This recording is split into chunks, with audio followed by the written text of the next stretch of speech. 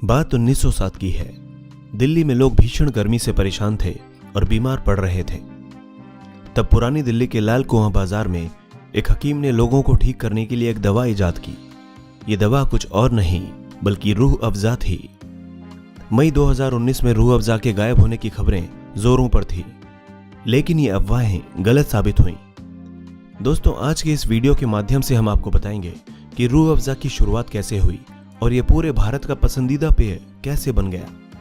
रूह अफ़ज़ा यूनानी हर्बल चिकित्सा के एक हकीम हाफिज अब्दुल मजीद ने ठीक 114 साल पहले गाजियाबाद में इजाद किया था। साल था 1906।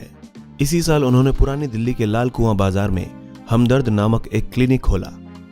1907 में दिल्ली में भीषण गर्मी और लू से काफी लोग बीमार पड़ गए थे।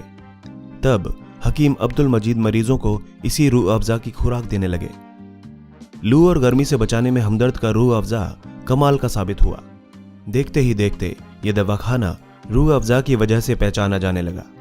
रूह अफ़ज़ा सिर्फ दवा ना होकर लोगों को गर्मी से राहत देने का एक नायाब नुस्खा बन गया था और हमदर्द एक दवाखाने से बड़ी कंपनी बन गई। रूह अफ़ज़ा मुस्लिम परिवारों में खासा मशहूर हो गया था क्योंकि रमजान के दौरान रोजेदार इस ठंडे पेय को इफ्तारी के वक्त पीते थे। पहले इसे बोतलों में नहीं दिया जाता था। लोग इसके सिरप को लेने के लिए घर से ही बर्तन लेकर जाते थे। हकीम हाफिज अब्दुल मजीद के 2 बेटे थे, अब्दुल हमीद और मोहम्मद सईद। दोनों पिता के इस व्यवसाय में हाथ बटाते थे। 1920 में हमदर्द दवाखाना नाम की कंपनी का गठन हुआ। उस दौरान अब्दुल मजीद का निधन हो चुका था। 1947 में देश के विभाजन के बाद हमदर्द कंपनी भी 2 हिस्सों में बंट गई। मोहम्मद सईद पाकिस्तान चले गए और उन्होंने कराची में हमदर्द की शुरुआत की, जबकि बड़े बेटे अब्दुल हमीद मां के साथ हिंदुस्तान में ही रह गए। बाद में अब्दुल हमीद के भी 2 बेटे हुए, अब्दुल मोईद और हम्माद अहमद।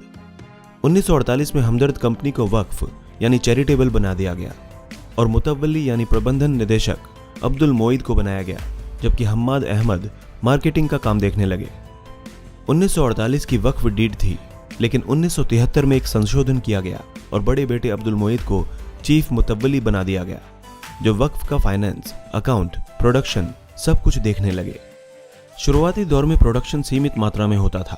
फिर कंपनी ने 1940 में पुरानी दिल्ली में, 1971 में गाजियाबाद और 2014 में गुरुग्राम के मानेसर में प्लांट लगाया। अकेले इसी प्लांट से रोजाना 1000 बोतल रूह अफ़ज़ा का उत्पादन होता है। 1948 से हमदर्द कंपनी भारत, पाकिस्तान और बांग्लादेश में रूह अफ़ज़ा का उत्पादन कर रही है। रूह अफ़ज़ा के अलावा कंपनी के जाने माने उत्पादों में साफी, रोगन बादाम शेरीन और पचनौल जैसे उत्पाद भी शामिल हैं। द हिंदू बिजनेस लाइव की 2018 की एक रिपोर्ट के मुताबिक 2018 के वित्तीय वर्ष में कंपनी का टर्नओवर 700 करोड़ का था, लेकिन हमदर्द के चीफ सेल्स मंसूर अली का कहना है कि गर्मी में 400 करोड़ के इस ब्रांड की बिक्री 25% बढ़ जाती है। अब्दुल हमीद होली और ईद की दावत देने लगे। ईद में कबाब और होली में गुजिया खास होती थी। इन त्योहारों में सभी धर्मों के लोग आते थे।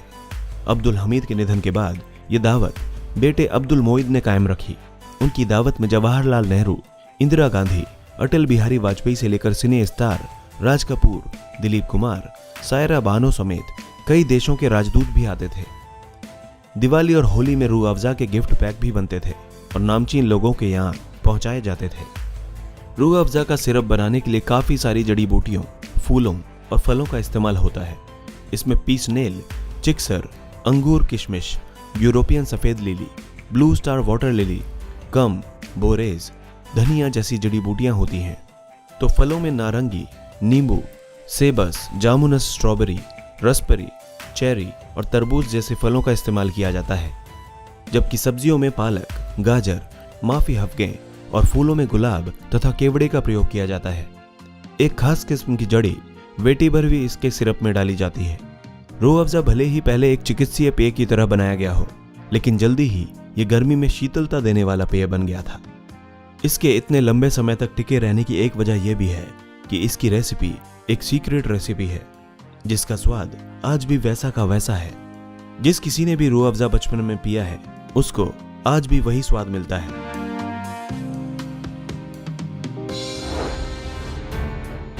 दोस्तों, इसी तरह की इंटरेस्टिंग और इन्फॉर्मेटिव वीडियोस देखने के लिए हमारे चैनल हिस्टोरिक हिंदी को आज ही सब्सक्राइब करें और बेल आइकन को दबाना ना भूलें।